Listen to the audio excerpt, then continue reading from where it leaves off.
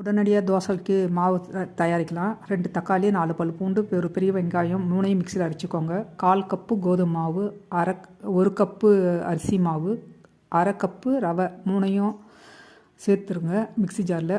1 teaspoon தனி மிளகாய் தூள், தேவையான அளவு உப்பு. இந்த ஆட்டத்துக்காக 1/4 கப்பு தண்ணி ஊற்றி மிக்சி ஜாரை நல்லா அரைச்சிக்கோங்க. மாவு பதத்துக்கு ஒரு பவுலில் எடுத்து அதை ஊற்றிக்கோங்க. ஆப்பச்சோடா 1/2 ஸ்பூன் எடுத்து அதையும் கலந்து விட்ருங்க கட்டி இல்லாமல். மிக்சி கழுவி ஒரு 1/2 கப் தண்ணியை சேர்த்துக்கோங்க. ஒரு 20 நிமிஷம் அதை ஊறட்டும். அப்புறமா பார்த்திங்கன்னா கொத்தமல்லி தலைகளை தூவி கலந்து விடுங்க. தோசைக்கல் சூடு ஏறினதும் தோசையை வார்த்துருங்க. பார்த்திங்கன்னா இது திருப்பி போட தேவையில்லை, ஒரே பக்கம் வெந்தால் போதும். இது உடுப்பி தக்காளி தோசை நல்லா இருக்குது பார்க்குறதுக்கு. உடனடியாக செய்யலாம். வெள்ளை தோசை சாப்பிட்டு போர் அடிக்குதுன்னா இது மாதிரி செஞ்சு பாருங்கள். ஒரு சட்னியை வச்சு சாப்பிட்டிங்கன்னா அவ்வளோ டேஸ்ட்டாக இருக்குது.